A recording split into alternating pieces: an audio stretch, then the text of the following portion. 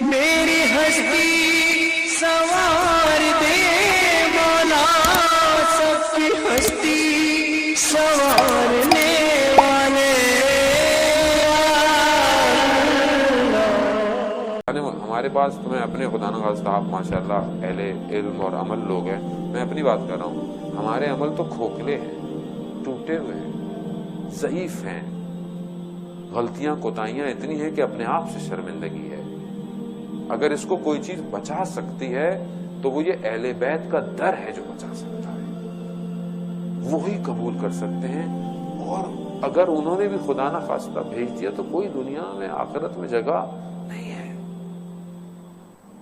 ہر آدمی انہی دروں سے جڑا ہوا ہے۔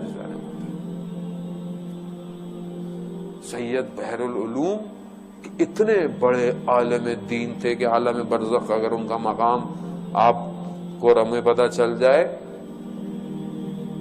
اور دنیا میں بھی اس معنویت کے مقام پر تھے کہ مرزا قاسمی، علامہ طباطبائی نے اس واقعے کو نقل کیا ہے کہ مرزا قاسمی جب عتبات عراق کی زیارتوں پر گئے تو سید بحر العلوم سے لوگ بیٹھے ہوئے تھے، لوگوں کے سامنے مناسب نہیں سمجھا، جب کچھ کم ہو گئے تو سوال اس طرح کیا کہ وہ جواب دینا پڑ گیا انہیں۔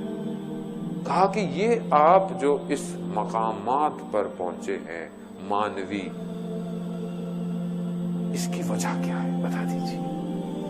کہتے پوچھا اس طرح، تھوڑے سے اتنے لوگ تھے کہ انہیں بتانا پڑ گیا۔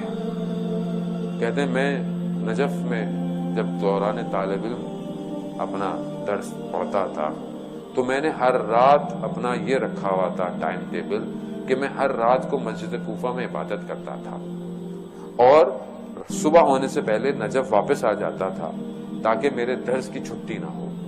کہتا ایک رات میں جا رہا تھا کوفہ کی طرف تو اچانک سے دل میں مسجد سیلا کا خیال آیا۔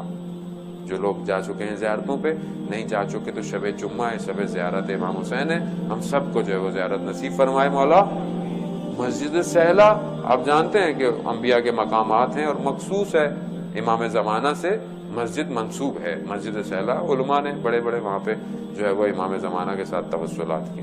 تو کہہ رہا میرا دل کھچا مسجد سیلا کی طرف، لیکن میں نے کہا نہیں میں مسجد کوفہ جاتا ہوں۔ وہیں تھوڑا اور آگے گیا، دل میں عشق کی شدت بڑھتی گئی، جیسے لگ رہا ہے کوئی کھینچ رہا ہے۔ پھر بھی میں نے اپنے آپ کو دھیان ہٹایا اور کوفہ کی طرف، لیکن اچانک سے دیکھا سامنے ریت کا طوفان آ گیا اور خود بخود مجبور ہو گیا مسجد سیلا کی طرف۔ جیسے ہی مسجد سیلا میں دیکھا تو رات کا وقت تھا، کوئی نہیں تھا، مگر مقام امام زمان پر ایک شخص بیٹھا ہوا ایک دعا پڑھ رہا تھا، اور دعا ایسی تھی کہ ان کے الفاظوں نے میرے وجود کو تسخیر کر دیا۔ میں کھچا چلا گیا اس شخص کی طرف، لیکن رات تھی، خوف بھی تھا تھوڑا سا۔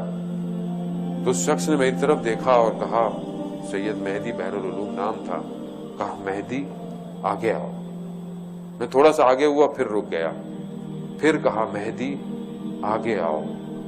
میں تھوڑا سا رکا، پھر تیسری دفعہ اس شخص نے مجھے کہا، اس نورانی ہستی نے مجھے کہا کہ مہدی ادب کا تقاضا یہ ہے کہ جب بلایا جائے تو آ جاتے ہیں۔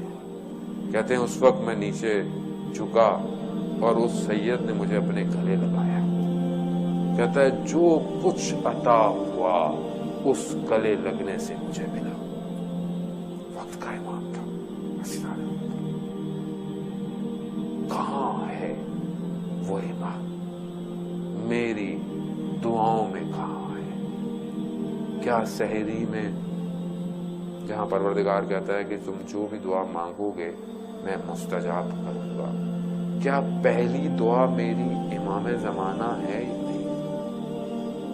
آغا پناہیان کہتے ہیں کہ 30 راتوں میں تمہاری کوئی اور صدا نہیں نکلنی چاہیے، صرف یبن الحسن۔ کہاں ہو ہے امام؟ کہا رمضان بغیر امام زمانہ کے بالکل ایسے ہی ہے جیسے نماز بغیر وضو کے۔